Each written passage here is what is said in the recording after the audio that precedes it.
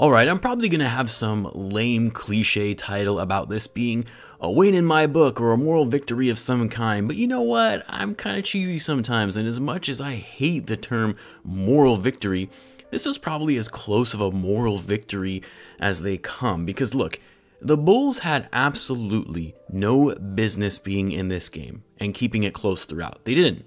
You even had the guys on the NBA Countdown on ESPN, including Mike Wilbon, a Bulls fan, saying there was no chance the Bulls would win this game, and they all felt that this game was going to be a blowout. And I'm not even mad at them thinking that. I thought for sure the Bulls were going to get waxed in this one, because the Bulls obviously are without two of their starters in Lonzo Ball and Zach Lavine, one of which is an all-star level caliber player who averages over 26 points per game, but more importantly, they're guys who would normally be on Giannis, if you even want to call it that. I mean, let's be honest, no one in this league is really a good matchup for Giannis, but they were also without Derrick Jones Jr. and Javonte Green. I mean, the Bulls had to resort to a two-way player in Tyler Cook tonight to guard Giannis Antetokounmpo. And I'll talk more about Tyler Cook tonight because he deserves some props for how well he played against Giannis and actually holding his own doing so. And then for the Bucks, they were fully healthy. They had Giannis, Drew Holiday, and Chris Middleton all in the lineup. That actually hasn't happened very often for them so far this season.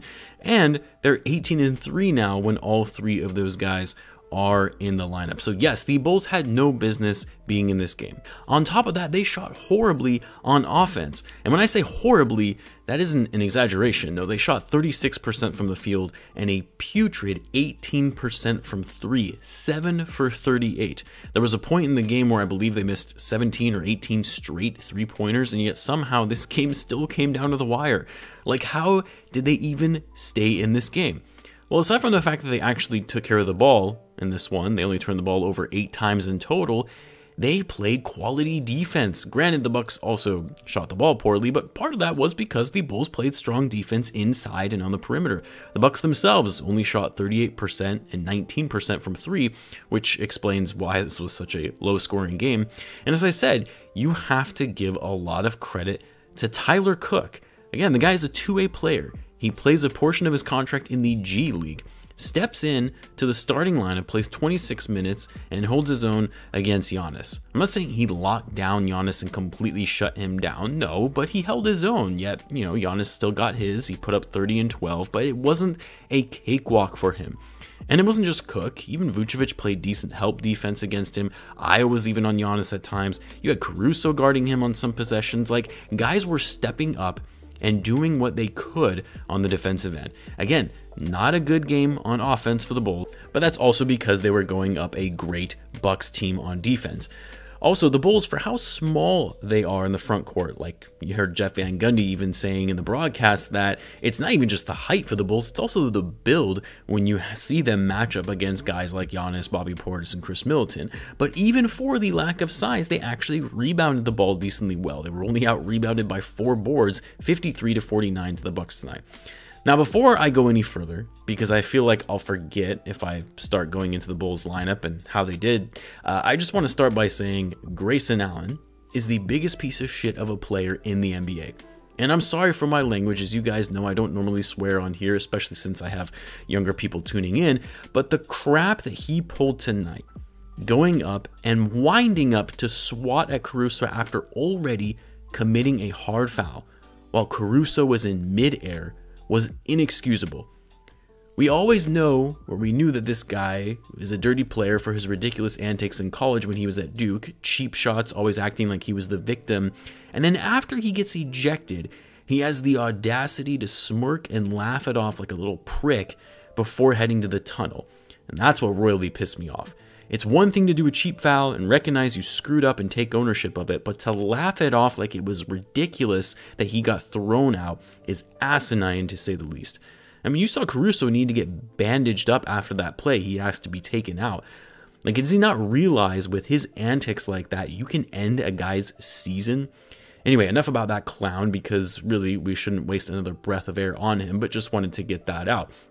What was annoying, though, was that the Bulls didn't take advantage of that flagrant 2. They missed both free throws, didn't convert on the possession, and then allowed the Bucks to hit a 3 on the other end, but whatever. Anyway, I'll stop with that rant. So as I said, the Bulls as a team did not shoot well. But I think the guys that I was most disappointed with tonight, just because we really needed their offense in a game like this, was really that of Coby White and Dosunmu. Particularly Coby, because Ayo was at least being impactful in other ways. But Coby tonight just could not buy a basket. Dude went 0 for 9 from 3. Like, at some point, you have to think those are finally going to start going down, but nada, couldn't hit anything.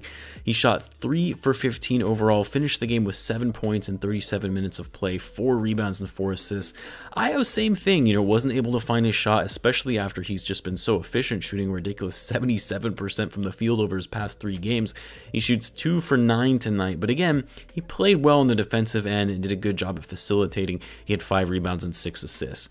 I mean, really the only scoring the Bulls got tonight was from DeRozan, who had over a third of the Bulls' points overall. Vucevic and Matt Thomas, believe it or not, who was the only guy who could actually knock down the outside shot, going 4 for 7 from the field. Caruso struggled to find his shot, but he was again doing all the little things on the floor, especially on defense, and being the energizer that he is that the rest of the team feeds off of.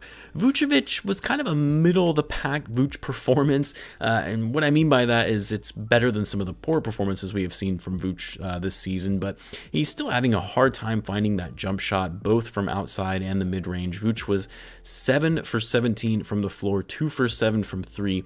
He did have that incredible block on George Hill's dunk attempt that got me on my feet. Vooch had 19 points in total, 11 rebounds and 3 assists to go along with a steal and 2 blocks. But really the player of the game, for the Bulls anyway, was DeMar DeRozan, who shot 9 for 18, but more importantly was being aggressive in drawing contact and getting to the free throw line. He was 17 for 18 from the line, where he got a good portion of his points.